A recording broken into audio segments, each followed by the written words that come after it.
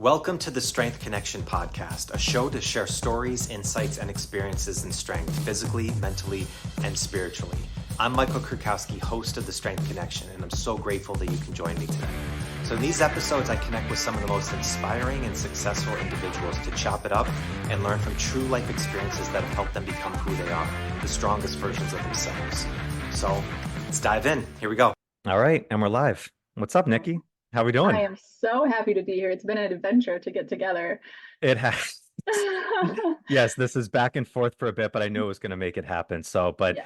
I mean, it's the winter time. Sicknesses pop up and things happen, but it's so good to see you. So I've always, as I said before, I've always been really intrigued by the work that you do. I love the writing that you have. And we first met in Partners, had a really cool conversation before. So to have you on is a real honor. So I appreciate it. Well, I appreciate you having me on, and I feel the same way. Everything you share is always great, and you can tell it's from the heart, and that's why I think we connect.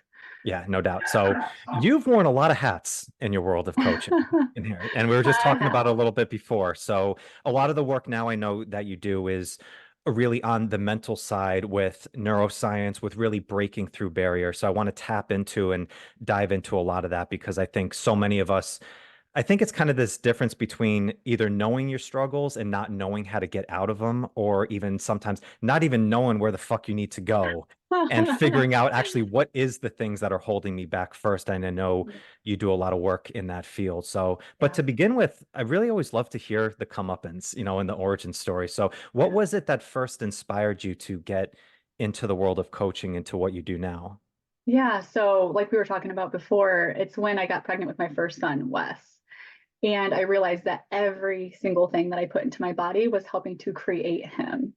And we were chatting also about this reel going around on Instagram, how they said if you were to be given your best friend's body or your spouse's body or friends, like how would you treat it? How would you talk to it? Like why, Mhm. you know, it really puts you in that frame of mind of doing better. But why is it that we actually want to do better for someone else? But going right into pregnancy, that's where my mind went. I wanted to just make sure that I was providing the best environment to create the best little human I could. Mhm. So I really dove into nutrition. And then I also realized how much my thoughts were affecting physiology. So then I dove heavy into mindset. And then once I had him and I had a little bit more free time, I realized that I was really, really interested in this and wanted to pursue it and help other women do the same thing. Mhm. So I went to the Institute of Transformational Nutrition after hearing an interview on Sean Stevenson's mental health show. And that was an awesome experience. I've met some amazing people. The curriculum was incredible because it wasn't just based on nutrition and like your standard like get someone healthy. It was also based on like how the mind affects you and just different like the adverse childhood score, like how that can affect your decisions. And you had mentioned this metaphor of the coals. Can you explain that? Because I'll botch it since you just told me. But the coal, like what you see out here, but the coals down here. Yeah, I think there's always a difference between, what's a tool and what's a foundation, right? And the tools Yeah. I think are the shiny objects that we see, which is the optimal program. This is the new tool, I'm a kettlebell guy, and there's so many different kettlebell zealots out there that are Yeah. like, this is the greatest tool in the world. I'm like, it is a really good tool. But I think of that in an analogy of a fire. Like if you have a campfire, we're all watching the beautiful flames going up. It's mesmerizing, right? You can Oh, yeah. just sit and watch a fire over and over again. It's a beautiful thing. But what makes a great fire is the coals. Like you need to Yeah. get those hot burning coals that if you let a fire just go, the flames will eventually go down, but Yeah. those coals burn for a long time. So I always use that as an analogy of what are your coals? Like, what is the thing that's Mhm. burning so hot that if you put another tool on the fire, it's going to create more flames? Yeah, yeah. And you had even talked about it as far as like what someone's experienced as well. And Mhm. so often the flames are what we see the person conveying right now in this moment of time. But what it's the flames and everything that you see up here is what it's coming from, those coals, that those past experiences. And that's something that that program really opened my eyes to was how there's a reason why everybody is doing what they're doing in the Mhm. moment. There's a reason people know that what they should do, but they're not doing it. Mhm. There's just so many, and we see these blips of time, and we think that based on our experience, because that's all we know, that's our frame of reference. Like, how could they be doing that? But you don't know. Like I was going back to the things that have happened in childhood. You don't know what they've been through that are causing them to behave in this way. And behind every behavior is a need based on what happened to that kid if they haven't dealt with it. And like you said, some people know what the struggle is, they know like what they want help with, and some people don't. But the frustration typically when people come to me is they know, like, I'm doing this, I don't want to continue doing this, it's stopping me from having what I want. Um, and then we uncover more things that they didn't realize. Like they'll go through and be like, oh my gosh, I haven't thought of that in 20 years, but I didn't realize it's still affecting me. So really getting that past that's dictating and driving the behaviors of now to stop. Basically, they need to release from that story and then program the mind to just go towards the goal based on who you need to be in order to be and achieve that. Yeah. But the Institute of Transformation Nutrition was my start. And then, like I told you, I got so much more interested in mindset. And like I just alluded to, I wanted to know how to take some person that came to me with those frustrations of knowing what they wanted to change and have a process for every single person that they could come out on the other end with the outcome that they desire. So I dove heavy into NLP and neuroscience and all the things, and pretty much stopped nutrition and fitness when I met my other business partner, Adrian. We're no longer doing business together, but he did fitness. And so he took care of that. And then I took care of the clients on the mindset portion. And they were getting awesome results because the programming was supporting what they needed to do. Because he had a lot of frustration in telling people he knew the program worked because he did it for himself. He lost, I think, 90 pounds or something. And he helped a lot of people, but there were some people that still came in and they were having challenges because they knew what they were supposed to be doing, but they couldn't do it.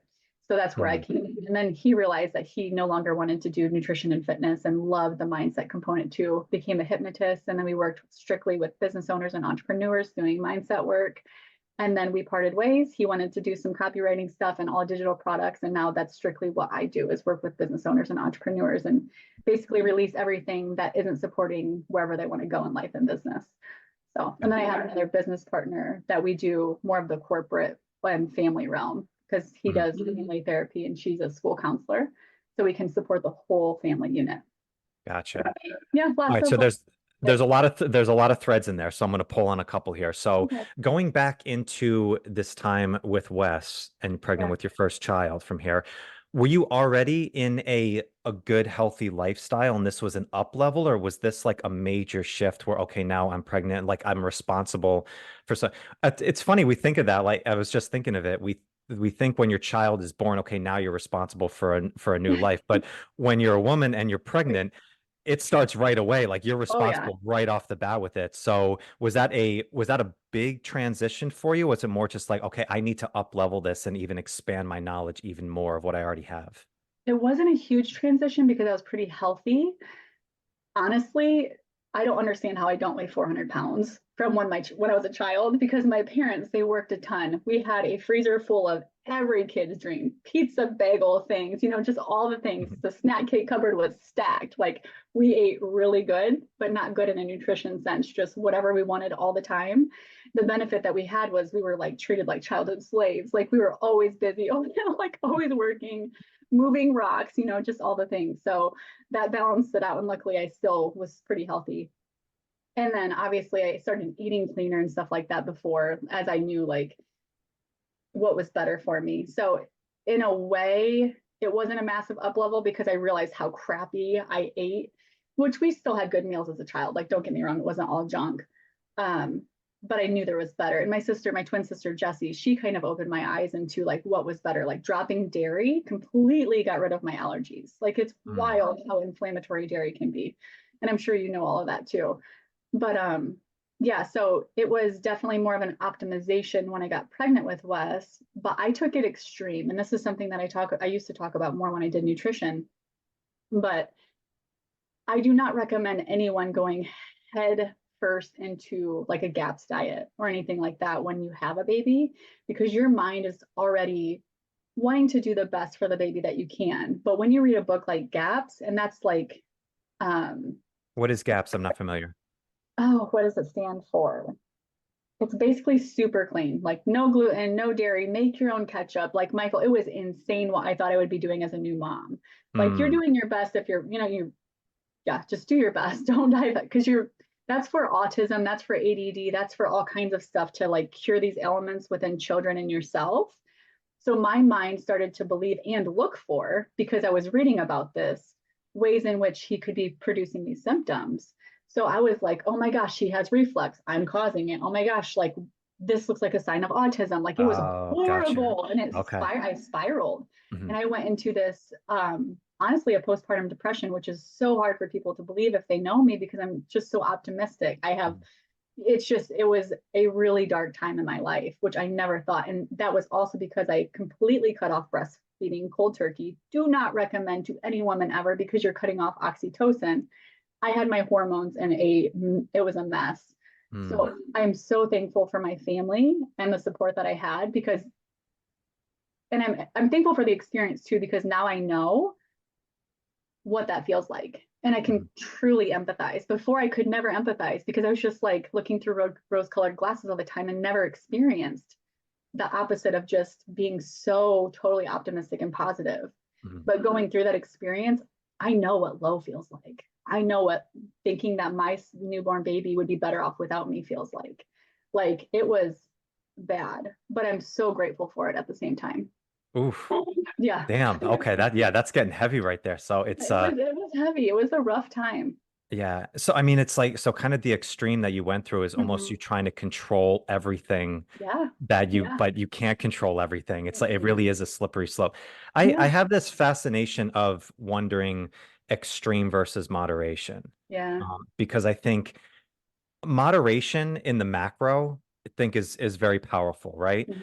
But I also think like there is times when going maybe extreme's not the right word, but just incredibly focused and Mm, spotlighted on something can be a 1000%. really powerful tool. Yeah. But at the same time, you need to really walk that tightrope at Mhm. that moment of like Yeah. the because you can, go off the edge. And it seems like that's, kind of the realm that you got into. Fortunately, you had a really good family that seemed like they Yeah. pulled you out of it. So were you looking at a lot of the mindset side of this world when you were going through this, or did this come later? That kind of triggered it, Mhm. honestly. Like that it's and to just talk about something real quick, I am actually wired this way. So now I also do brain mapping.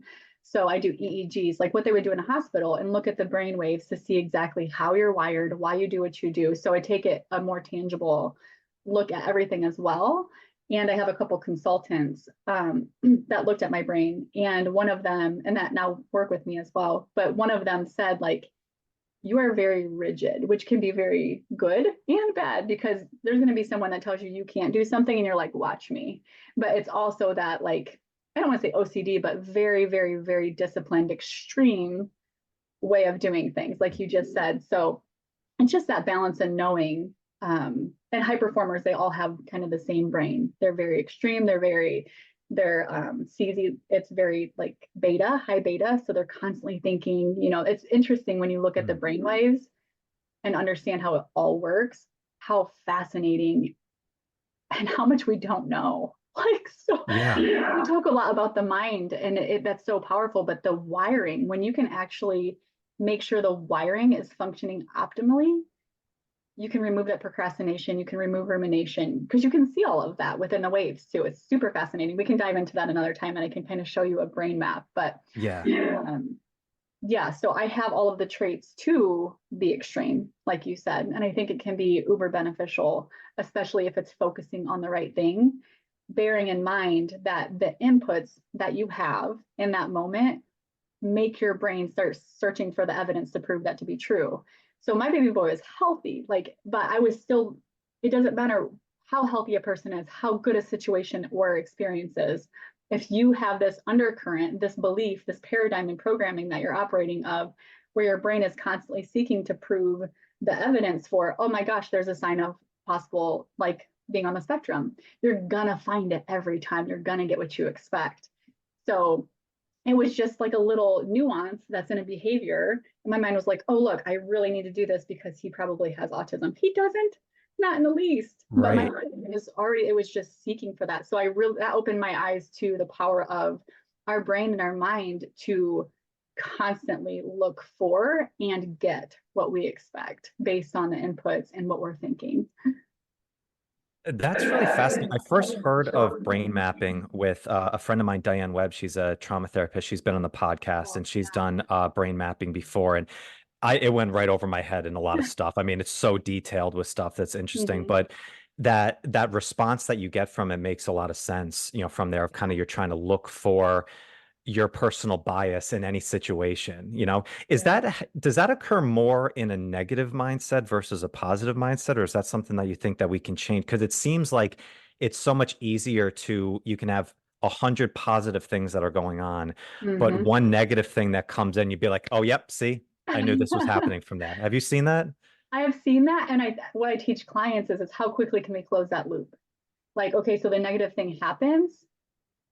How quickly can we go from that to being able to go back to a positive state? Because it's all about state regulation, right? At a certain level of success in business and life, it's no longer about needing to know more. It's about being able to regulate your emotions and your mental game, Mm. so that you can keep driving forward.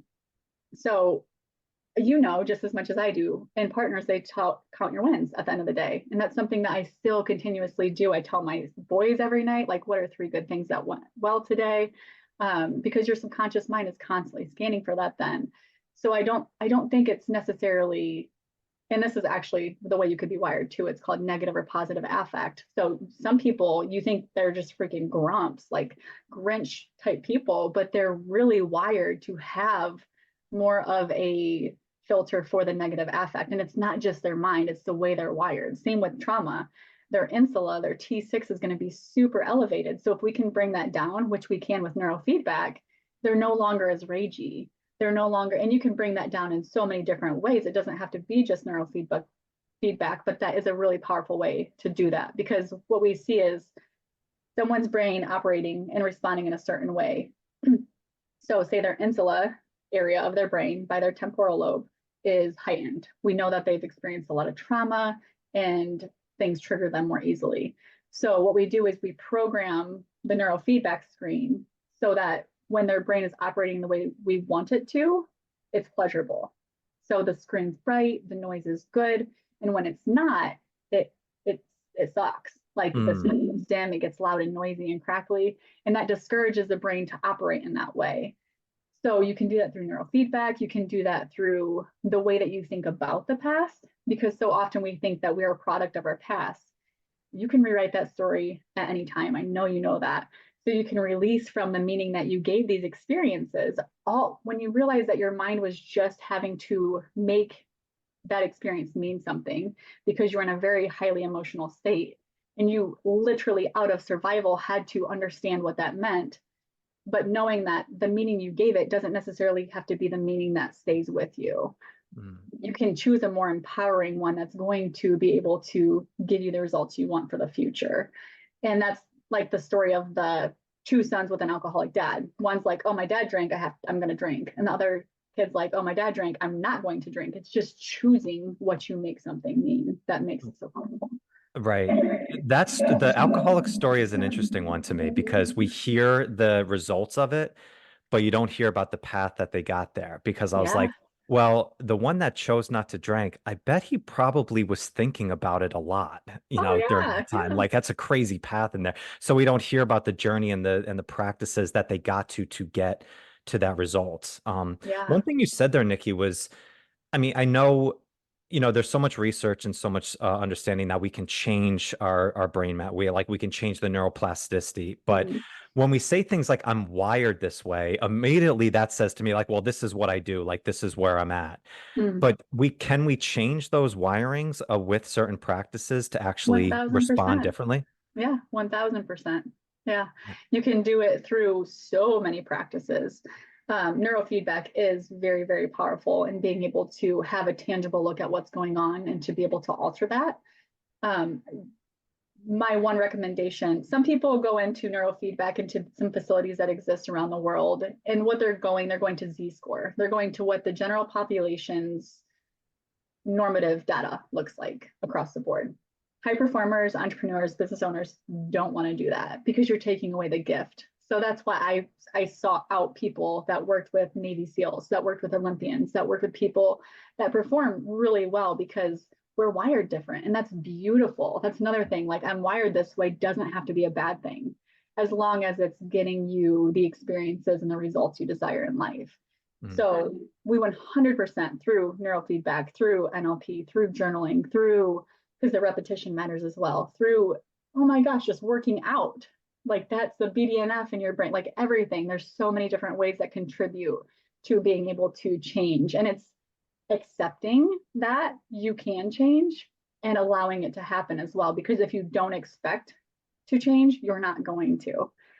So that's another thing that's so important, giving yourself permission and choosing over and over and over again what it is you do want. And then when you're acting out of what it is you do want, having clarity on who you need to be to have what you do want, then you're going to be behaving differently, which is everything. It's all about the choices, the decisions, the behavior. Mm. But 1000% Yeah. journaling, neurofeedback, NLP, therapy, whatever you need to do, ART.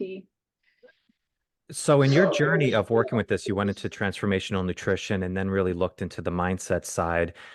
You have a lot of knowledge and a lot of wisdom in this world. I'm sure it wasn't the first thing that like popped out. What were some different practices that you looked at for mindset? I know you're big in NLP. Did you find that right away, or was that down the line of journey of searching out what's the best practices I can do to build my mental strength and eventually go into mindset coaching? Luckily, it was one of the first things I stumbled onto. And I say luckily because I have been blessed to have a clientele base that always gets results. Like, that's a bold statement. And even on sales calls, they're not even sales calls to me. They're just literally like, hey, what's going on? Can I help? If not, I'll send you someone who can't. But NLP was the first. And it's Kara Rice is my trainer. I highly recommend her because you learn a lot of things that you would typically have to go and spend 2 weeks for at Master Prac in order to learn. And one of the methodologies that I use is mental emotional release. And this process has been used, and I'm going to don't take my word for this because I'm not good at stats and stuff. I know we're supposed to like share stats and have all the figures.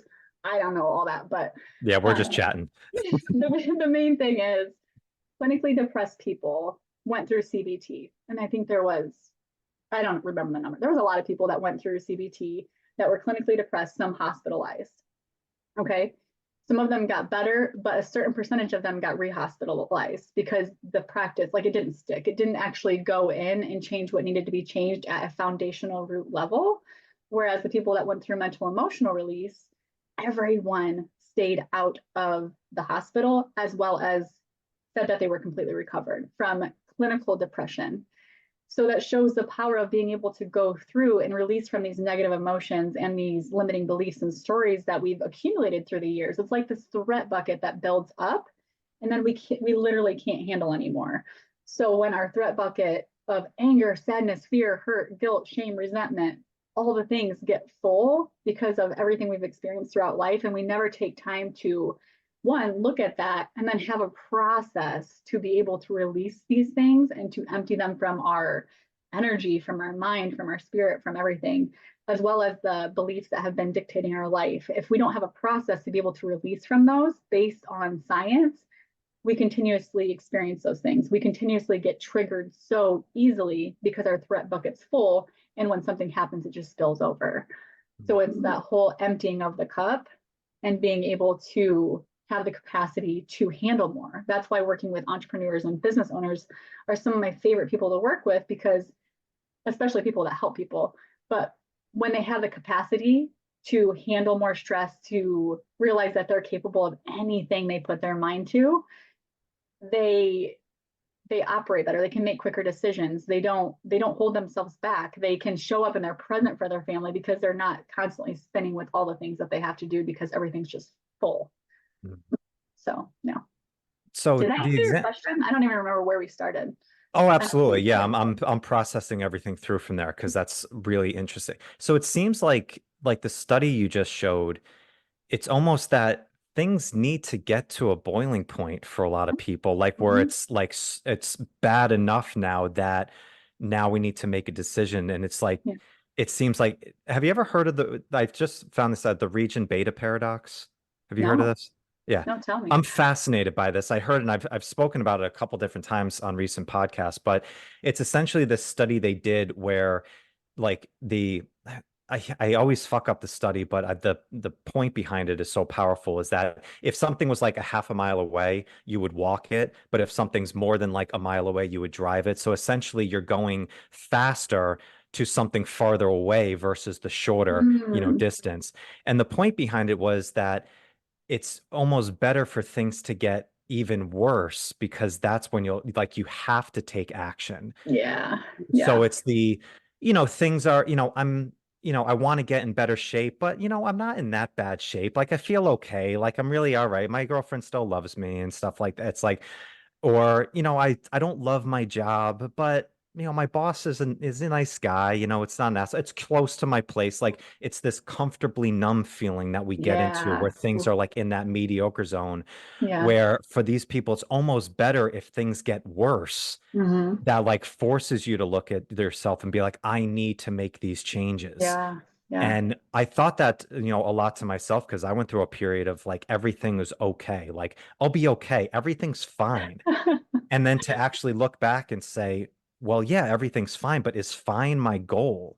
Right. Getting clarity on what you want. Yeah. Yeah. And so it's like, well, no, like I want to go more. I want to go above and beyond. So actually Mhm. voluntarily putting yourself in a situation saying, no, fine is actually bad. Like, Yeah. and for some people, fine is a huge step up. Mhm. Like, obviously, this is a subjective thing that we're talking about. But Yeah.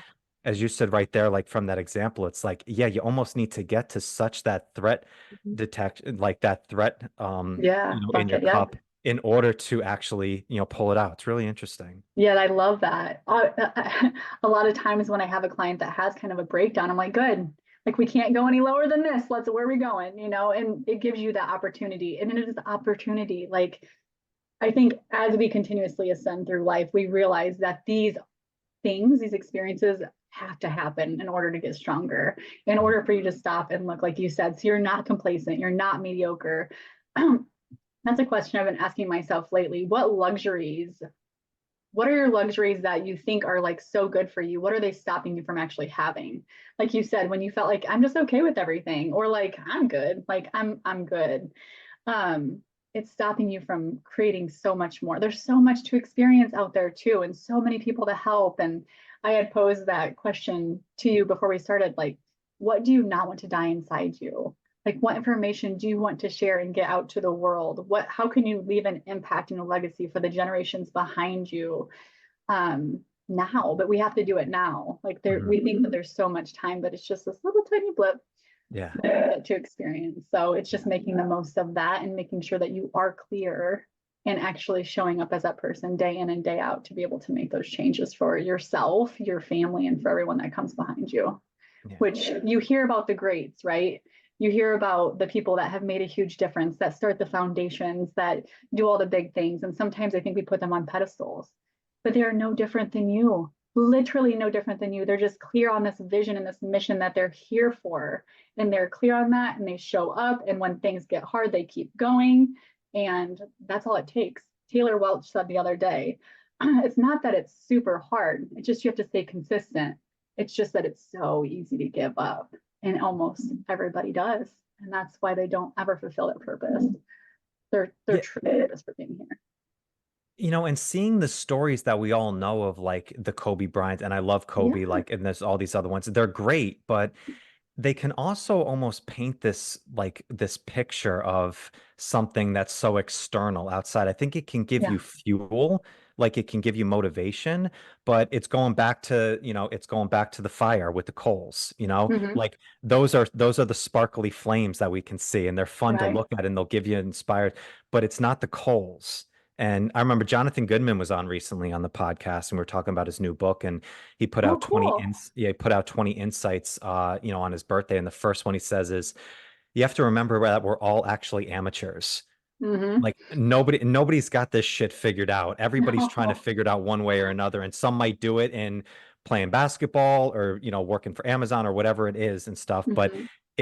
it's the same foundations that you can learn at, but you do have to look at it internal into your own life. Yeah. Not just look at those experiences outside. So That's such a good point. And with the experiences too, and all of this stuff we do seek externally, it's all to generate this feeling inside, right? Mhm. Like when we look at our goals, when we look at what we want to do to change the world, it is, and there's external, there's the impact that it gives other people, but it's for the feeling that we get, the peace, the fulfillment, the satisfaction, the love, the trust. That's what it comes down to with so many people coming back to that self-love, that because then you have forgiveness for everything, and you're acting out of abundance and love, not scarcity and fear. Everything that isn't love is an illusion. That's my full belief, and that's rooted in NLP too. Like trust, love, peace. Like those are some of the three biggest emotions people are after, and fulfillment.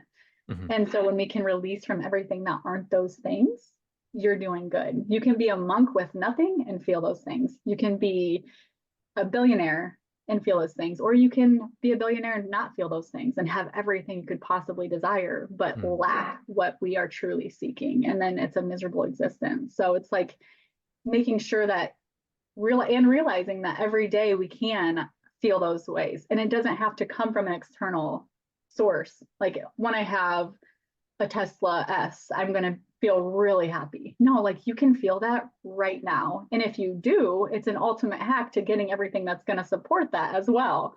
So getting yourself into a state where you're happy, where you're coming from abundance, where you have so much trust that you got you, you know, universe has got you, God's got you, whatever. Just having that peace and that trust and that love and operating from there each and every day is going to bring the things that support that in your universe that much Mhm. quicker. But realizing that you can have it now without anything externally.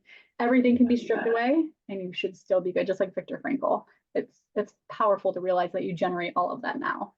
Yeah. I love that line you said that everything that isn't love is an illusion. Yeah. Because that's a deep question that I've asked, like, what is love? It's like because Mm.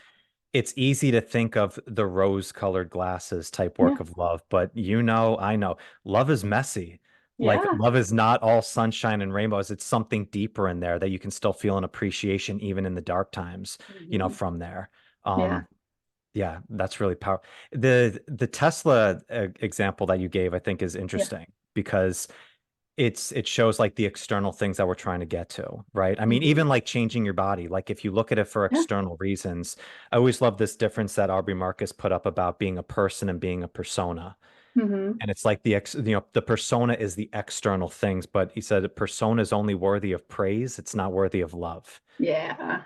So if you're doing things for those the external Yeah. things, then you're going to get praise. It's going to feel like love for a moment, but it's Mm-hmm. something a little bit different. Yeah, it is. And one thing I think about so often, and it just slipped my mind, but it's going to come back. Mhm. It's going to come back. Oh, so we talk about people, like we kind of look up to people, or there's a certain look that's desirable, right? And so often I think it's more of an observable thing. Like people are like, oh, she's hot. Oh, he's handsome. Oh, but I think we don't realize that we're also really admiring the discipline that goes into it. The fact that they made the right choice in the moment of whether I should eat this, whatever 2,000 pound or 2,000 calorie meal versus this healthy meal.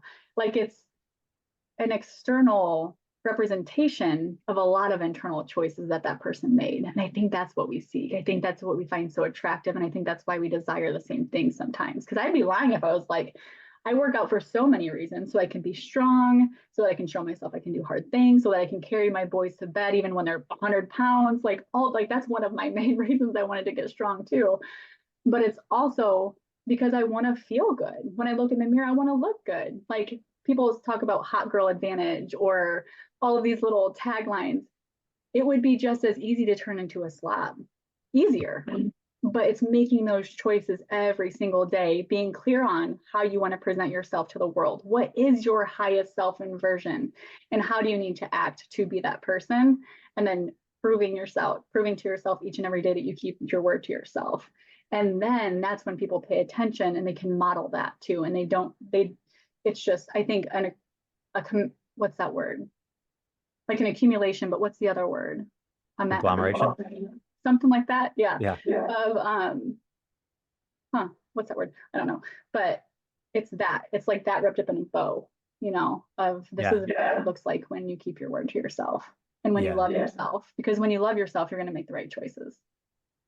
That is interesting. It's a different signaling, not just the physical external, but there is a deeper look of who Yeah. your character is. And I've had Yeah. this debate over the last week and a half about physical strength versus mental strength. What is more important, you know? And when you Mm, put a question like that, where there's, it's binary, you're going to get a lot of different answers. Obviously, there's a synergy working yeah. together. But Yeah. the question I had on it, and I'd be curious to get your thoughts on this, Nikki, is like gun to your head, if you have to work on one first versus the other, what's going to be the one that's going to be most impactful, to you? Mhm. Strong body versus strong mind. For me, strong mind, but that's only because I'm looking at the ripple effect of the strong mind, which is the fact that I can get a strong body no matter what. So, like, if it has to be strong mind and like this meat suit that's not healthy, I would, oof, that's tough because Yeah. you want to have a strong body because because you could live a mediocre life and still be healthy and still live longer, but are you really living? That's the other question. Like, are we dying longer or are we living Mhm. shorter? You know what I mean? Like, I Yeah. want to live. I want to be alive. I want to experience everything well into my hundreds. I don't Right. want Yeah. to have this good body, but not actually be mentally strong and enjoying every single day too. Yeah. Here's my thoughts. I'm going to interject on it because Yeah. um, I thought about this for a while, and I don't know if I think I'm right, because obviously we're always biased to our own brain, but I can be talked into anything. I saw it as, mental strength is downstream from physical strength. And more because of just this is I think that if you work on your physical strength, and I'm not just saying like lifting heavy and stuff like that. It Yeah. could be exercising, could be just going for walks, just moving your body, eating more healthier, just making your system more robust. What does that do when you actually make changes and transformation on that? Well, it breeds confidence, it breeds Mm-hmm. self-efficacy and belief, all those things that are synonymous with a strong mind. Yeah. And so I think if you work on the physical body, it's going to, in some ways, work on building a stronger mind. Maybe it's not Yeah. everything that you need to do, but it's going to start building some of the coals and getting a little bit Yeah. hotter in your fire. Versus the only trap I see on the flipping it the other side is that I've seen a lot of people who believe that you need to be in this perfect, strong mindset before you take action on doing anything Yeah. on the physical side. And Well, you could that's the fall for difference that trap. between behavior. I love this thought. Like, I think you are right because you're talking about the physical, putting in the work and the behavior that creates the mind that's strong. Whereas with the mind, you can think that you have to be perfect to start, or you can think that you'll get healthy tomorrow, but not do it. And it's kind of like that line, like, how much do you get paid for learning? And this is a trap of entrepreneurs.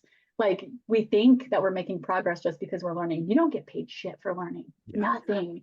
You get paid for doing. And that's the same thing with physical. You're going to have the results. You're going to reap the rewards physically and mentally with that confidence by doing and getting physically stronger. Whereas learning and thinking about things, sure, it can affect your physiology, but you're not going to get the results until you actually take action. So I Mhm. love that answer. Yeah. With your people you work with Edge, and you work with a lot of high performers and Yeah. entrepreneurs, when they come to you, this is an interesting thread, and they're going through struggles. Do you see a lot of them are engaged in physical practice, or is that something that you talk about, like we need to get this rolling as well? Most of my clients are already at a level of success where they're crushing it to what's typical. Yeah. Like, I have people that come to me that are making $100,000 a month and they want to make 200, $300,000 a month or $1 million a month. You know what I mean? There's just something there. Like, a story that I love to tell is one about value. This guy kept showing up and he didn't realize that he kept stopping himself from doing the things he needed to do because he didn't think that he could continuously provide the same value time and time again. So he just not do it because he didn't think it would be as valuable. Like, there's little nuances like that. So the people I work with typically they're pretty much crushing it in that area too. There are some where we talk about movement. Um, Even just like walking. Like, I know you know how much, like, we were meant to walk a lot, but like, if you feel good, walk, you're going to feel better. If you're in a rut and you feel like you're in a fog, walk, you're going to feel better. So there's like little tiny tweaks that we make, but as far as like having the overhaul of need like hammering in that they need to work out every day and stuff like that. They're already there typically Mhm. with the people that I work with. They're very driven, disciplined individuals. There's just some things that are stopping them from leveling up. Like it's constantly raising that bar. Mhm. So with that, it's interesting because that's, a high achieving, kind of brain set on that. Like that's very divine masculine, that's Yeah. very, yang energy on Yeah. there. Yeah. Or kind of that, that the other side is like that yin energy from there. But Yeah. going from something like I want to go from 100K up to 250 or so, Yeah. do a lot of them come in thinking it's a logistical and tactics type issue, that it's like, no, it's actually a mental block that they have? Or do they know more like, no, there's some mental block. I don't know how to achieve this or, go through this. And that's when you step in. It's a blend. I kind of went into some consulting work now too, as far as like the logistical and strategic message type thing. Um, it's interesting when you say that because the people that think it's tactical typically aren't making as much and they're Mhm. kind of just getting started. And you need both to get really good results, right? You need the energetic practices, the mental practices, making sure that we're not operating out of past paradigms, all the things. A lot of the people that are making, your 100K a month and stuff like that, that's more of an emotional regulation type thing, making sure that when they get triggered or when something goes wrong or they have so much on their plate or they need to make even just a decision, it's helping them get off of that proverbial bridge, right? Giving themselves permission. And this is something I see time and time again, giving themselves permission to actually move forward in the way they want to because of the way that they've operated their entire life in their past. It's just helping them realize that they can do whatever they want whenever they want and they can decide in that moment. And these people, they walk away with that permission and that clarity and they just do it because you're no longer tied to your past. You're just, it's every single day is a new day. And when you have like a blank slate, but also that clarity on what it is you want, because that's something that a lot of people don't take the time to get clear on the vision. You know how important the imagination, the vision, all of that is. And I'm not talking like your typical vision, your typical clarity. It's like really deep. And then going into how we can step into that each and every day through embodiment exercises and stuff like that. Because when you're in that frequency, when you're in that state, acting as if you are him or her now, at least 51% of your day, reality has to bend to make that happen for you. There's no other way. When you understand quantum, when you understand energy, when you understand all of that stuff, if you are being that person, if you're doing the things and you are seeing those things and you are feeling those things, that's really the fuel. Being able to feel those things, it can't not happen. Like it literally just cannot happen. I've seen it time and time and time again. That's an interesting frame of, in order to do this, reality has to bend from there, It because it does. that's Yeah. really interesting. Well, because what you were talking, I was thinking is like that, what is that mental block when you've already seen some success? You've already Mhm. got to a certain point, but you want to keep up leveling. Yeah. So it's like the things that you have done before aren't necessarily going to work to get you to the next level that you Yeah. want to do. That's a really scary place to be. I've seen that a lot working with people in health and fitness where Yeah. they've worked on things for a while, but the things that got them at the beginner stage into the Plateau. advanced beginner stage, it Yeah. doesn't work anymore. And it's tough because you can either just keep, beating the same wall over and over again, Yeah. or you have to let go and open, up from there.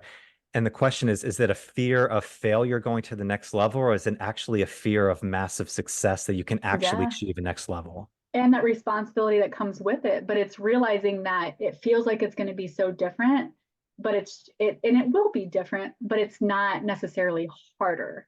So there's like so many different mental frames that we can operate out of. And once you know too, oftentimes like we say, oh my gosh, what if this happens? When this happens, and then have the game plan. And then your mind can rest because you know what you're going to do when that happens. Whether it happens or not, it doesn't matter. But you already know that you can handle it because you've thought about it. There's a solution and you're good. You just keep moving. So that is a really good point, not knowing whether it's fear of failure or fear of success. And I just want to wrap around real quick because these very successful business owners, they're human, right? Like just because they're making what they're making, it doesn't make them any more immune to having a hard season and their mind not tricking them into saying like, what are you thinking? Why did you think you could do this? Can you handle this? Why did you buy that Ferrari? You can't pay for that. Oh my gosh, what's your wife going to think? Am I going to lose everything? Like these people deal with problems that most people deal with in a year in a day, right? Because it's just magnified, it's at scale. So that mental training, that ability to know that, yes, I am capable. And like sometimes it's the trigger that happens, like maybe you have a business partner that screwed you and you have to pay, you have to come up with $500,000 tomorrow, right? Or not even tomorrow, a longer term, like months or whatever. But when you're showing up as a person that has to support this team that you've built, that has to support yourself, that has to be the strong man or woman for your family, it's easy in those moments when those experiences are happening and those emotions are high to question yourself. So being able to have the processes in place and the coach or mentor or consultant to be able to speak into you, to remind you how powerful you are, to make you realize that you've done this before, you can do it again, or to take that zoomed out perspective, go through a process and realize that, oh my gosh, I'm feeling this way because in the past I went through something similar and it felt the same way, but I never released from that thinking fully. And to be able to just break free from that, it's so cool to see the empowerment that comes from people when they realize that I've got this. Like I 1000% got this. And then they just forge on too, because I don't think there's any worse feeling than being disempowered. Yeah, I think that our birthright is to understand that we are the creator of our reality and for us to fully feel every single day that we can handle anything, that we feel peace, love, joy, all those things we talked about before, and that we truly create every experience and we create and bring into our world everything that we can ever dream of. Like it's just we are the only limit. Your mind's the only limit. Mhm. Truly, like yeah. You know, that feeling disempowered that's a powerful message there because I think a Yeah. lot of I've seen this and I see it more just speaking as a man, it's the when you're feeling in that zone, a lot of times the people around you or even like a therapy type session is more about like giving you a hug, giving you an embrace, saying everything's going to be okay. But that's not necessarily what you need. You want to feel empowered. You wanted somebody to be like, you fucking got this. Like you can Yeah. get this done. Yeah. And as I was thinking, it's like, yeah, no matter who you are, no matter what level that you have, like you have human emotions, you have human instincts. And it's almost hard. I've been in that zone of getting into the next level and the next level and keep up leveling in my mind thinking like like why am I feeling like this? Like I know I'm capable and you're trying to like push yourself out of it thinking you're not human, like you're Yeah. superhuman, like you can do all Mhm. this. Have you seen that with people where they think like why am I feeling like this? I should just be able to just go to the next level and I don't Oh know why I'm yeah. getting a block like this. Yeah. Oh, that's totally normal. Mhm. Totally normal because especially when you are, this is interesting because it just came up the other day, when you are such a positive thinker and you're used to coaching yourself, it's easy. I think Brian calls it spiritual bypassing, Brian and Carrie. It's so easy to overlook the things that we are doing that are not contributing or contributing to what we don't want. Um, so yeah, that's totally normal. And it can be to your disadvantage in a big, big way to be a positive thinker all the time, because then you never, like you said before, like hit that, you don't necessarily have to hit rock bottom, but you have to be able to look at something to change it. Like what's measured is managed. And like we can live up here in imagination and even with progress, like that whole learning theory, you don't get paid for learning, but you can your mind can trick you into believing that you're making more progress than you actually are. So yeah, to answer your question, yes, 1000% it happens all the time. And the frustration comes when people don't think that they have the choice or the opportunity to change it. Because the truth is, you have the opportunity to change it now. Every single Mhm. moment is an opportunity to change and choose something different that supports that. It's just knowing that you one have to learn how to do it or get the support in order to do it. And it's always quicker because when you're in a movie, like I always do this metaphor, when you're in the movie, it's hard to see how you're contributing to the way things are playing out, how the scene's being played. But if you're zoomed out and you're this person in the theaters watching, it's always like those haunted movies. Like, why is a person running towards the ex murderer? Or why are they not leaving the house? You know what I mean? It's like, as a coach, you almost see these things and how the person's behaving or thinking, and you can be the person from the movie theater seats and be like, this is what needs to change, or you ask the good question so that person realizes like, oh, that's what I'm doing, and then put them through a process to change that. But yeah, I think that when we were talking about being disempowered, dependency is the greatest form of control. And I don't want to say that this is a belief of mine, but I think society and the way society's set up is for that to happen. Like, in order to make some of the cog work, people have to be living in fear and not aware of their potential, and to be dependent on having a job and all of these different things, because that's the way we control society to a certain degree, right? Like, dependency truly is the greatest form of control. And I see that recently I've had women come to me that are getting out of marriages, and they need to be empowered to be able to handle their family on their own and stuff like that.